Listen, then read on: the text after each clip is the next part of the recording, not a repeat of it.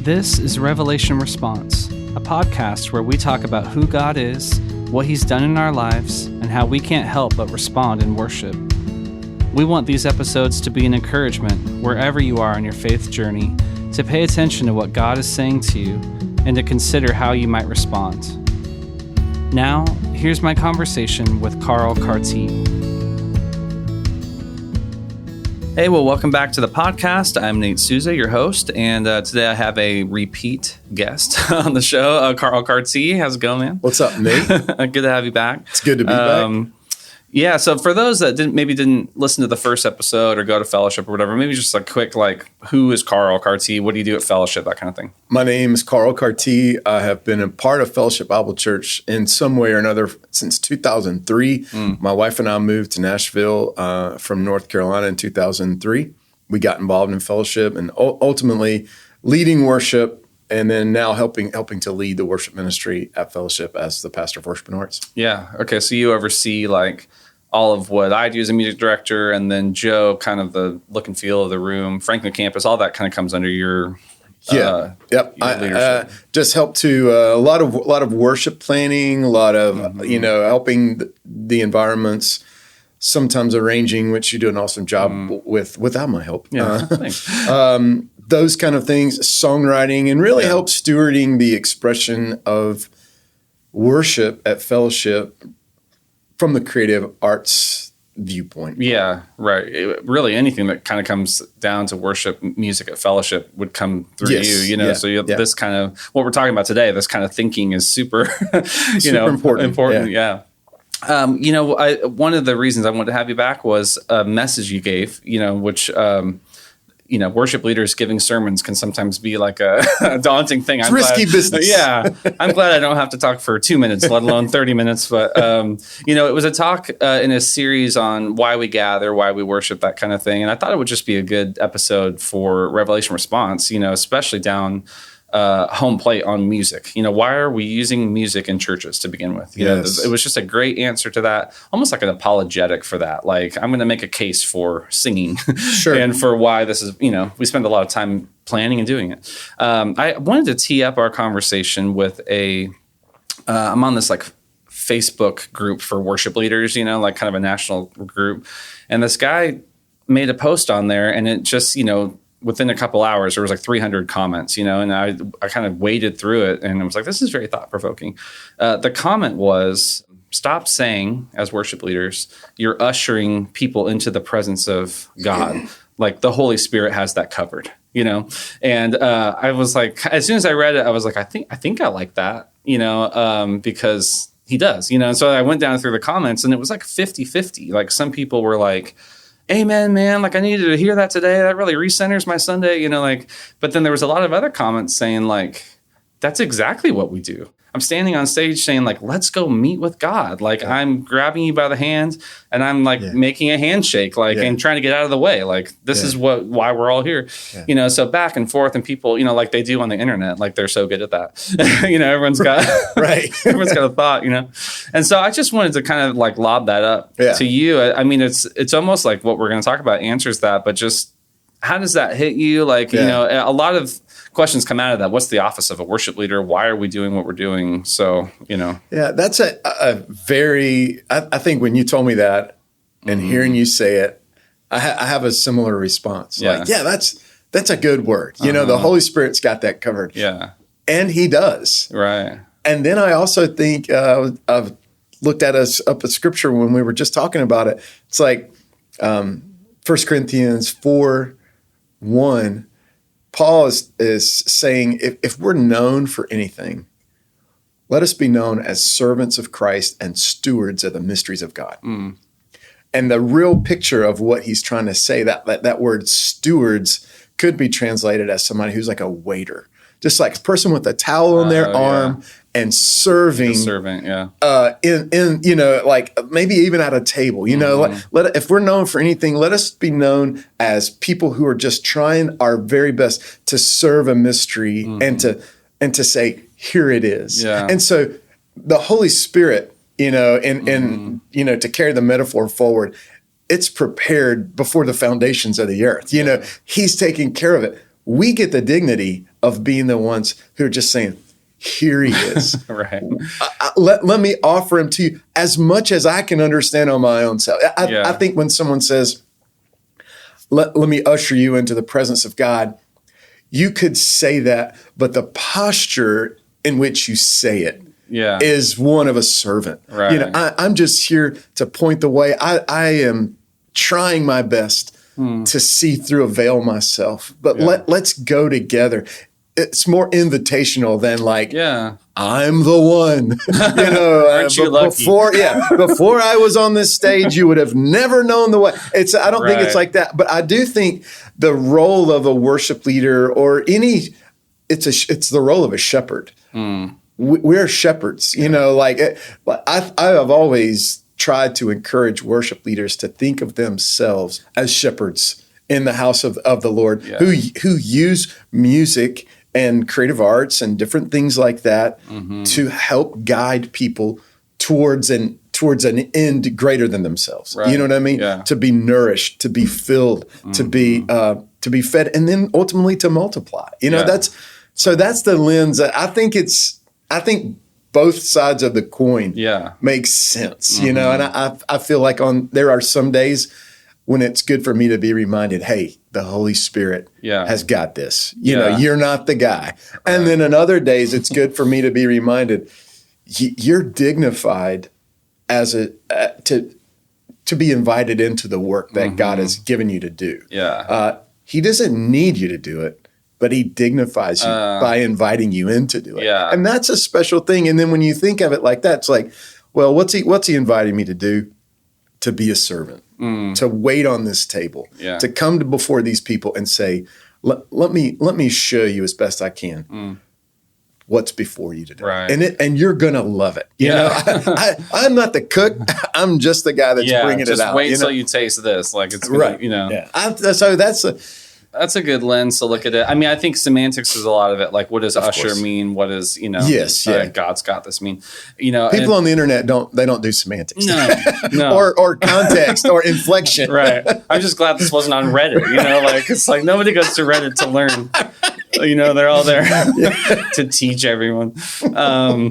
You know, one of the things I heard you say, which is really, I think, helpful, is God doesn't need me, you know, and like I've been on that train recently, like, and I was out on weekends this last, weekend out of town, and one of the speakers spoke on that, you know, and her whole conclusion was God doesn't need you. He wants you. Yeah. You know, and it was that relationship of like, God can do this without you. Like, and it's always been that way, but like invite, like he invites you in because he wants to be with you. Like he wants to see his spirit move through you to help others. Like that's part of why we do what we do, is because we want others to experience what we've experienced, you know? That's right. And also the phrase too, like, we can't lead people where we ourselves have not gone. We can't just get on stage and fake it. And like, that's where it breaks down, where it's like, well, I'm just here to lead you all in worship. Like I'm distant from that. It's saying like, man, I'm up here because I'm about to praise Jesus, like through these songs. We've prepared, we've rehearsed, we've made things like distraction free.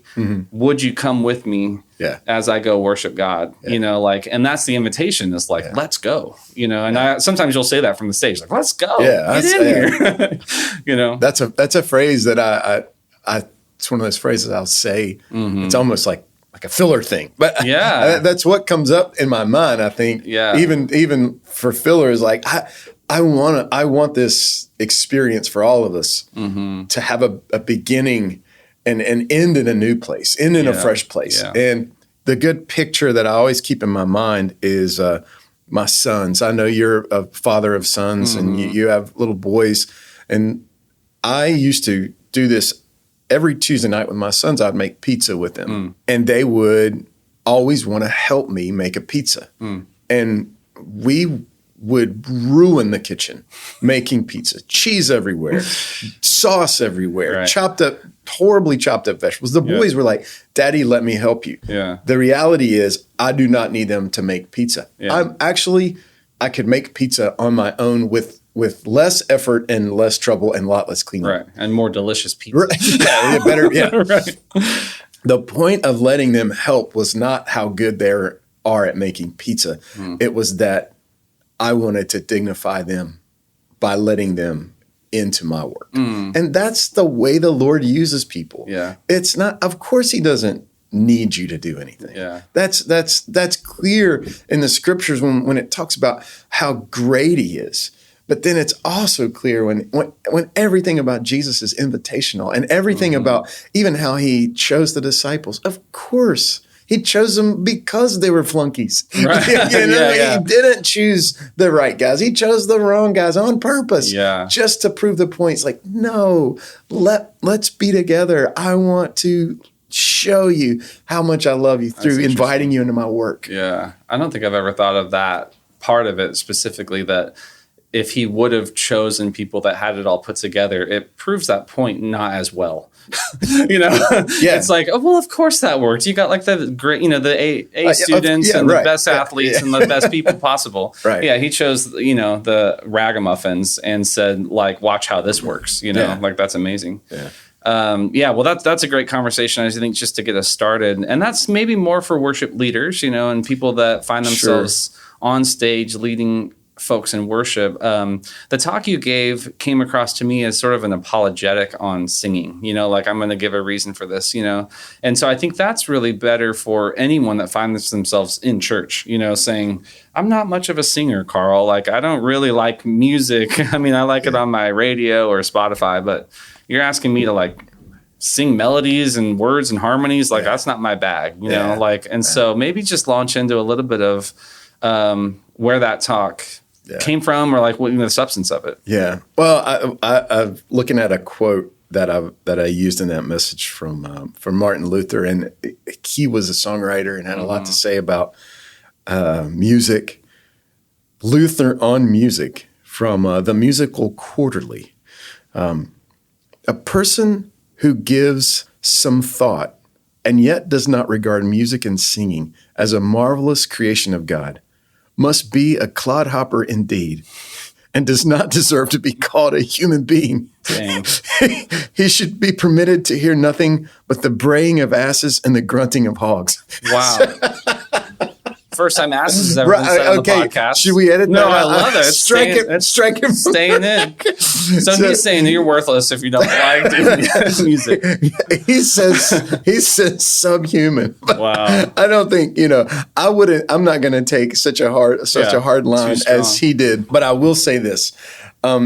Music helps to inform a comprehensive human expression. Yeah. Well, I'll take a step further than music, singing. Mm-hmm. And while we gather, when we sing, it helps to form one of the most comprehensive things you can do. It embraces the physical body. You have to use your muscles and your mouth, and you move your body in order to sing. Your breath, that's like that instrument piece, that physical, something vibrates when you sing. It employs your intellect. You have to say, a reasoned thought. You're expressing something with your intellect. Yeah. And then, of course, melody and music have a way of carrying emotion that just the spoken word does not carry. Right. Yeah. And so all of those things coming together, when we sing, it changes something in the room. Yeah. It changes something in the moment. So I think when we sing to God, it helps us, all of us, formulate an expression that's comprehensive. It's also beautiful, hopefully, for the most part. It's artistic, even for the simplest person who might say, I can't sing or something like that. I think it does something in, not just in good singers, but in humans.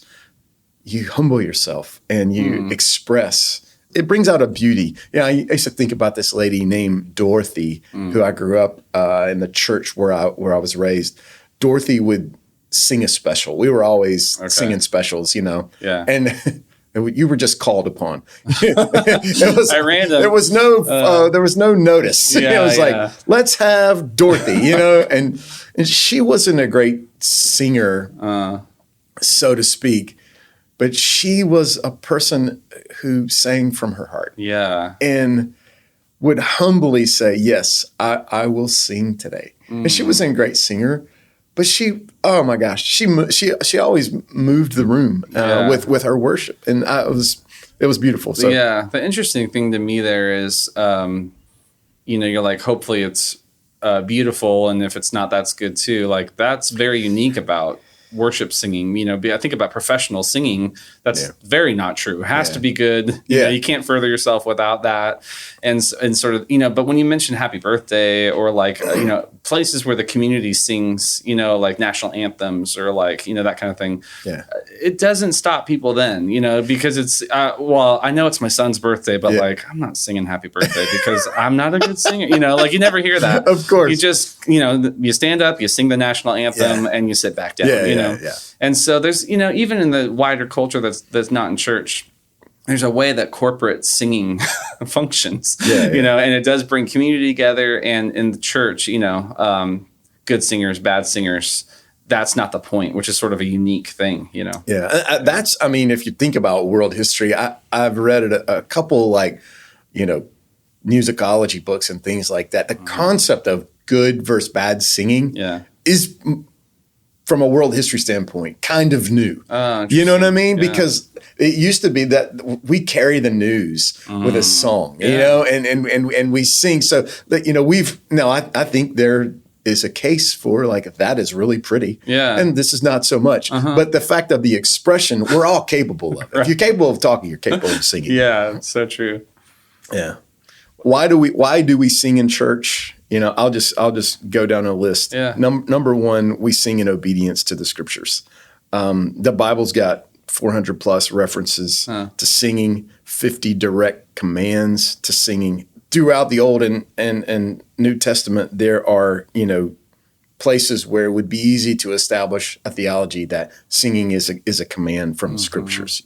You might say, I'm not a singer, but based on what the biblical commands are, the Lord is the one who does the commanding, and by grace through faith we do the obeying. Yeah. So no one's off the hook if you look at singing through a biblical lens. Like, that's part of it. The next thing, though, because of the power of music, the comprehensive experience that it is, the word of Christ dwells in us when we sing. And we sing we sing all kinds of songs at church, at fellowship. We sing songs that are hundreds of years old.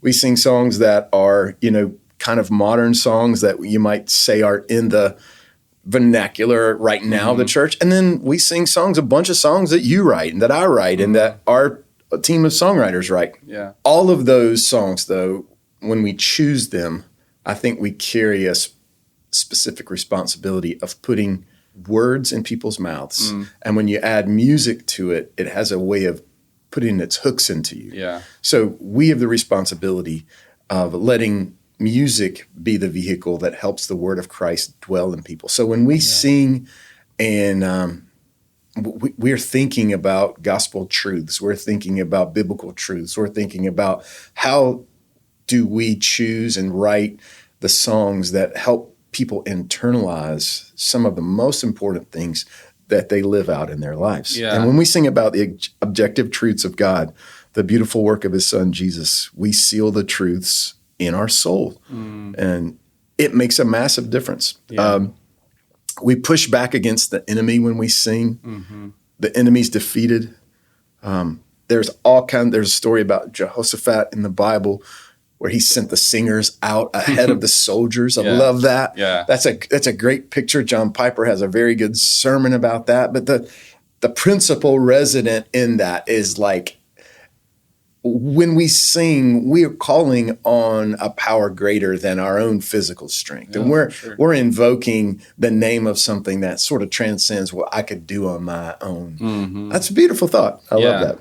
And I had too, I think we may have talked about this before, so forgive me, but that idea of putting words in people's mouths. Yeah. It's so, man, I've carried that with me ever since I heard that for the first time as a songwriter, trying to really be crystal clear and like triple check the theology of everything we say and everything we write, because even a sermon doesn't do that. A sermon doesn't put words in their mouth. That's they're listening. They might agree or not agree. Right. We're saying, sing this with me, which is like, believe this. Participate in this proclamation with me.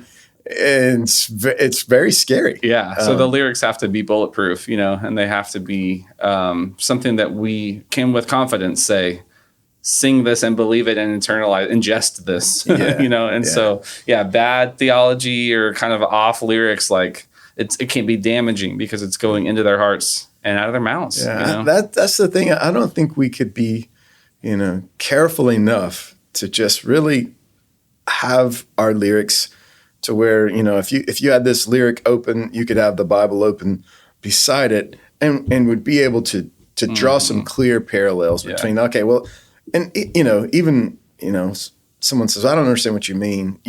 To be able to say, well, this is what I'm trying to say as it's reflected here in the scripture. Yeah. Now, how could I make it better? Of course but just having that objective standard of the scriptures being alongside of what we write and then ultimately ask people to say is something that, that's really good. It's important.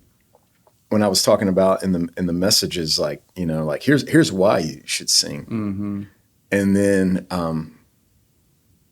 asking the question though, like, what happens if I don't? I refuse. Right. Yeah. And I think there are people that might make that choice based on some of the other simple and innocent things like we've already talked about. Mm-hmm. But like, I'm not good at it. I'm uncomfortable, right, or something like that. But I think when we refuse, we're in danger of withholding something from God that he would like to receive from us. So in the book of Ezekiel, there's a description that's addressed to the king of Tyre, but it's believed to be a picture of what happened when Satan was cast down from heaven.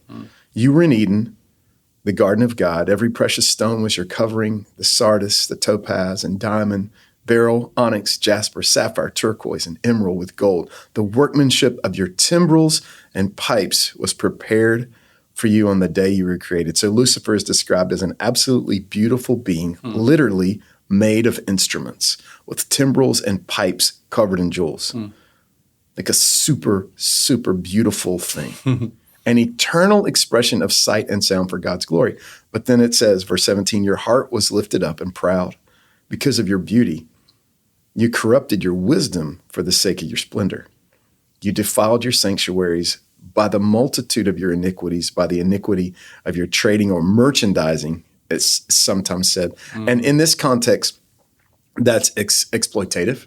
Okay. In other words, the picture would be like if I worked for you and I sold something for you and I was owed you the money from the profits. I gave you most of it, but I kept a little back for myself without telling you. I kept a little back. I took a little off the top. It's like dipping into the till. That's one of the great dangers, I think, of saying, I refuse this. I refuse to bring myself to the Lord in worship, or my expression.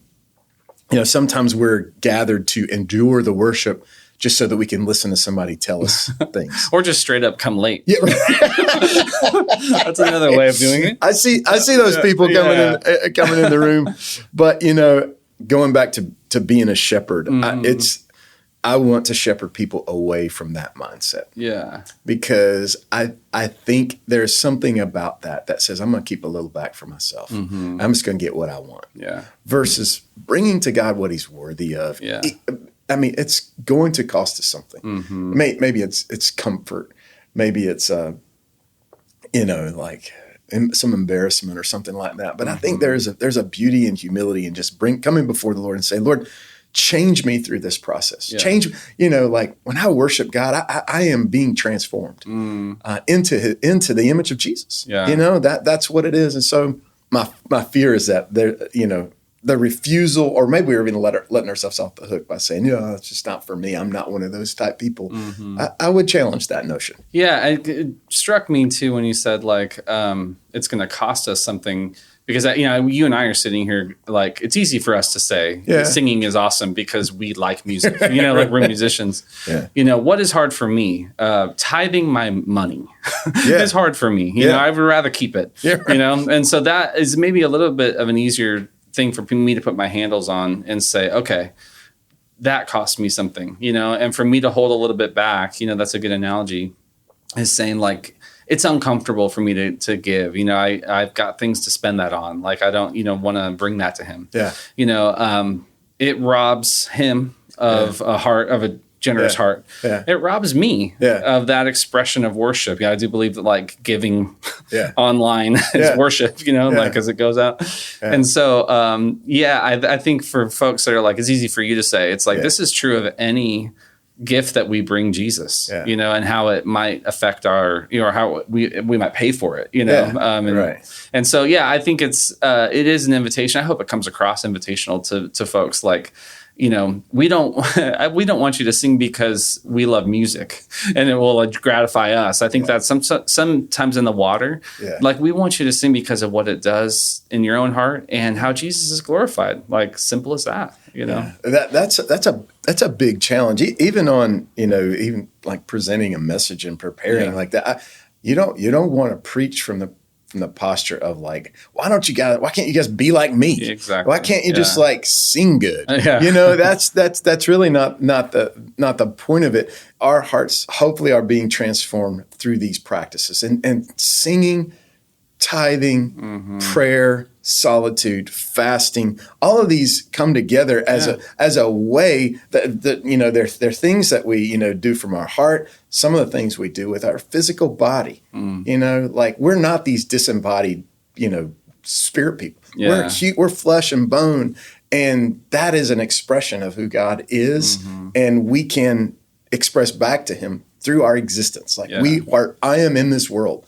I'm giving, fasting, praying. And the expression of singing is a part of a larger package of like submitting yourself to who God is and submitting yourself to the transformative work of Christ. Yeah. I mean, the temptation is great, like to not engage in worship, just to like let it happen. And it's sort of like can be a private thing too, where you're just like, well, everyone else is around me singing. I'll just kind of mumble or I'll, look up at the words or whatever. Did you have other thoughts on like what would come out of like, basically passing over? One thing would be we could possibly neglect the emotion of the experience. And I'm not talking about emotionalism where we worship emotion, but I am saying that something that carries emotion is valid and valuable. And if we're afraid to get too emotional when we sing, I think we discount the validity of the experience. I hear about cautions of things not being too emotional, but I don't think emotions are like this huge problem that we make it out to be. Emotionalism is a problem where you value an expression based purely on emotion. That's not good, but that's not our problem. I'm more interested in us pouring out our hearts to God with emotion. I want to sing from my heart, from a real experience that is based on a genuine encounter with the living God. Yeah. I sing from obedience, and obedience gives my heart freedom, and the freedom in my heart compels me to obedience, and so on. So, and then I think if we holding back, we can rob our souls of joy. I was listening to a different podcast. It's not my favorite podcast. Revelation Response is my favorite podcast, but there are others. There was a really smart guy, and he was describing a college professor that he was interviewing, and he said of this person, he was looking quite lugubrious. And I had no idea what that meant, but I knew I had to add lugubrious to my vocabulary, and I looked it up, and it means like looking glum or dismal. And sometimes I think people who refuse to sing, they look quite lugubrious. And there you go. Sometimes the distance between what our hearts feel and what our faces display is not the same thing, but often our bodies are a good mirror of how we're feeling inside. And I would describe it like this, that, when we're looking glum, I don't want to ignore how you're feeling or discount that your heart may be troubled, but it's also an opportunity to express and to change even the temperature. I think about there was another. I bring Luther up again, but like that when he wrote "A Mighty Fortress Is Our God," a great hymn that has endured hundreds of years, and we still sing it in our church, and thousands of churches around the world still sing that song. He was in what people would describe as clinical depression. It was a terrible time. All of the fruit of the Reformation had seemed to come back and bite him. And what began as this revival or fire, then it got rough, and he had a hard time. He was still writing, "A mighty fortress is our God, a bulwark never failing." I'm expressing who God is into this song, even though he probably didn't feel great and was depressed. And so it's really somewhat of that, feel your way into an action versus act your way into a feeling. Our feelings are funny sometimes. Never to discount them, but not to be just given rein to drive all the time. Sometimes there's a place where I'm sad, but that doesn't ever mean that God is not worthy of my song or not worthy of my worship. And so when we refuse and maybe give into some negative emotions, I think we have a tendency to rob our souls of joy. Yeah. And music does that so well. I mean, at Fellowship, we would say it going below the line or the water line. And that's, for us, that's like, thinking and choosing is kind of up here. And then beneath that, if you imagine like these quadrants, it takes you down to the soul level and to the desires and to what I'm feeling. And so, man, I mean, when I sit in services, sometimes like, announcements and like, sometimes just like what's happening in the church life and business, I can tune out. But as soon as the music starts, it's I can't help but feel a stirring in my gut, because and that's really any music, like I listen to like a concerto or it's just a Colony House song or whatever it is. It does something in me. It kind of wakes me up a little bit. And so in church, I mean, it's like that answers that question too. Why use music for that? It's because music does what only music can do at that point, and it stirs and it helps get truths that we can talk about all day down beneath into the heart, There was another thought too about when we talk about what music can only do, about this idea of Amazing Grace, maybe talk a little bit about that. Like, what does that song do in the culture, Yeah, like, Amazing Grace is just an amazing melody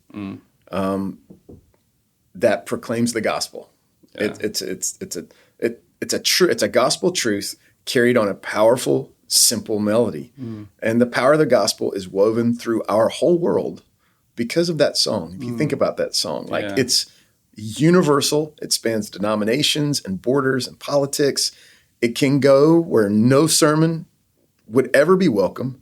It's at home beside a campfire or a cathedral and like everywhere in between. So the gospel of Jesus rides on that melody and it can't be done any other way than with the song. Yeah. It's just so powerful. You can make 1,000 speeches versus play that song, one time and it would stir souls in a unique and powerful way. Yeah. So, it's in movies. It's in like all. Oh my gosh. It's everywhere. It's funny. Like when Jennifer Palmer was on season 1, that's part of her whole story is that she heard Amazing Grace growing up and she memorized it. She wasn't a Christian. She just knew that song.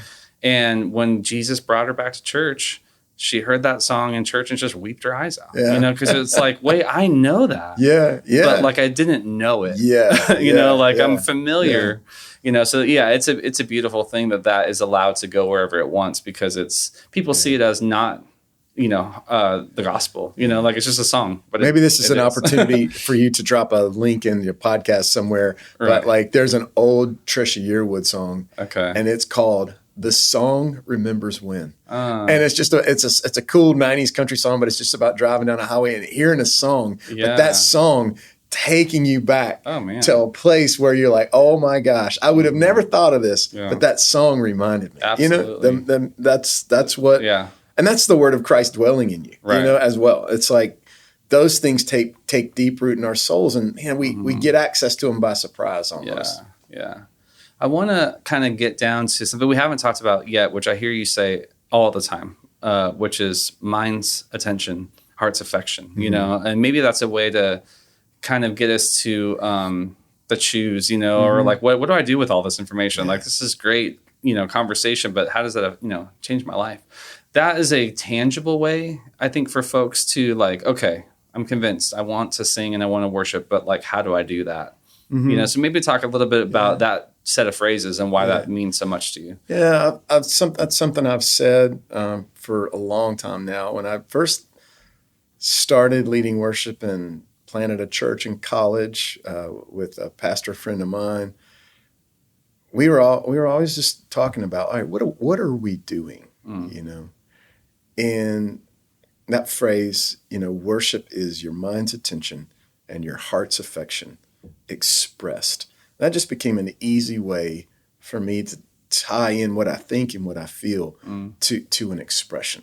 And we're always doing that, like either consciously or subconsciously. I think most of us are making the choice to express the things that are in our mind and the affections of our heart. They come out of us. Yeah. For those of us who are in Christ, the work is to let those thoughts and, affections be transformed into the image of Christ. That's what we're doing. And then those expressions come out. I use this little anecdote all the time, but, if I don't get you anything for your birthday and, you're like, you didn't get me anything for your birthday. And I was like, well, it's the thought that counts, Yeah. It's actually not. Right.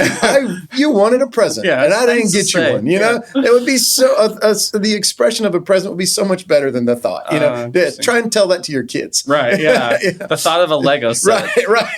I thought about the most expensive one they got. Right. I'd rather have a Lego set. I didn't buy you anyone though. And so when we get to that place with mind's attention and heart's affection expressed, and the choice really in the Christian life is acts of faith, acts of devotion, expressions of fidelity to Jesus are always choices to move towards Him. You know what I mean? And I think they begin in the intellect and they may begin in the heart, but they end in the expression. Right. Yeah, it can't stop short of that. Right. I mean, you're just a philosophy person, or you're just like you just all these internal emotions. It's like, what's the fruit of that? And like, how do we begin? I want to begin, singing. I don't know how. I've heard this podcast, and I don't know how to. Oh, help me start. Help me express. I would say something as simply as like Amazing Grace. Just like Jennifer. Most everybody could sing that song. It's your mind's attention. Hey, I know intellectually I once was lost, but Amazing Grace, that the grace of God has changed me.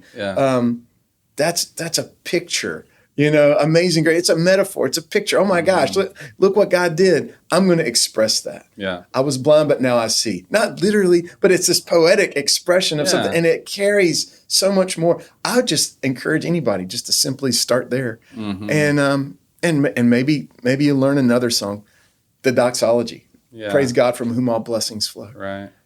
Praise Him above you heavenly hosts. Praise Him.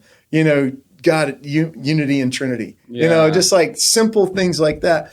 It doesn't have to be, a concert or a professional singer. It does take an awareness that, God's inviting you into this. Yeah. He's not going to hear your song and be like, oh my gosh, I didn't know it's going to be like that. Right. No thanks. Yeah. I take it back. Right. He's inviting us into the experience.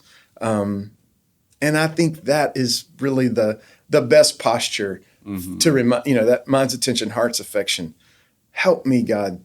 Help steward my expression. Yeah. To me, it's two thoughts out of that kind of come to mind. One is like it's a pathway for someone to use when they walk into a church. They can start with what is true about God. I know He's holy. I know He loves me. I know He created me. Yeah. I know, you can just list off, and sometimes we'll do that with readings, put stuff on the screens and say, hey, look. Yeah. I mean, that's the revelation piece. Like, look at God. Look how good He is. Yeah. And then the next step on the path is, how did that make you feel? Yeah.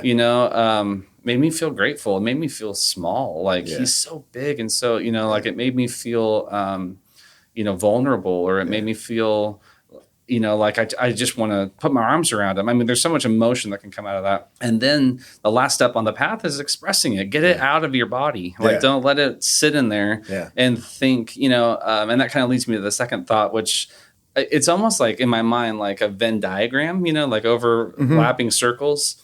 And sometimes I like to think that way because it's like I can find myself only having two of the three, like the cheap, fast, like good, Venn diagram. It's like if I only have good thoughts and good emotions but don't express, there's something dead inside of me that can't come out. Right. Like if I only have good thoughts and express them, that's just me talking. Yeah. I'm not accessing how I feel. Yeah. And then the last one was, if I have good my emotions are on fire and I'm just singing out. And like, that's almost emotionalism. Like you talked about, where it's like, I felt it and I just, went with it. And what were you singing? I don't know. I just felt good. I was close to God, and so I think that's also like a check for people to say, all three of these work together, and it's not a perfect system, but it's the answer to the question, how do I get started?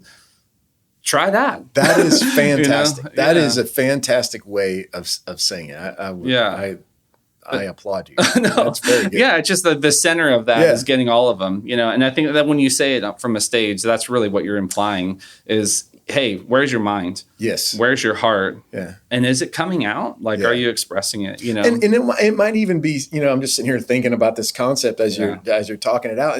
And sometimes, maybe one of the circles gets a little bigger, than the other. They're all in proportion and they all overlap. Yeah. But I heard a lady say not too long ago, she was describing some real pain, like some church hurt, that she had. And so her heart was a little bit smaller. And she used the phrase, she said, I had to let my head lead my heart through this pain. Wow.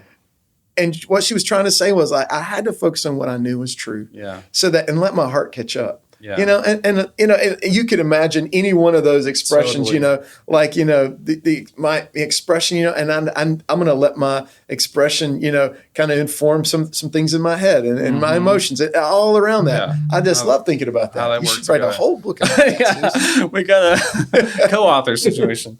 No, that's great. And thanks for taking the time to come on here today. I mean, it was such a good. I still hear people talk about that series. It was a short series. I think it was just you and Rob, talking. But I think we take for granted a lot that people know what to do when they come to church, and they're super comfortable with this. A lot of people are not, and I have to remember it can be foreign to a new believer. It can be someone that grew up in a different tradition that's like, man, I just never understood why we sing like this and why it's got to look like a rock show and like all this stuff. So I'm always a fan of coming back to the explanation and just letting people really clearly know this is what we're doing. Yeah. This is what we're not doing. Right. And this is why we have chosen this, and so even having it in this form is great, to help people with how we think about it at Fellowship, but also in church you might go to, this is the function of singing in a church, hopefully. So, Thanks for having me on, man. No, this has been great. I love what you're doing, and I love this podcast. And I love, really what we've talked about is revelation and response. Yeah, it's just over and over again. Yeah. It's fantastic. Awesome. Cool. Well, we'll see you in the next episode. Revelation Response is produced by Fellowship Bible Church and Fellowship Songs. You can check us out online at fellowshipbiblechurch.org or by searching Fellowship Songs wherever you stream your music. Also, please leave us a like and give us a follow to hear more episodes like this. Thanks for listening.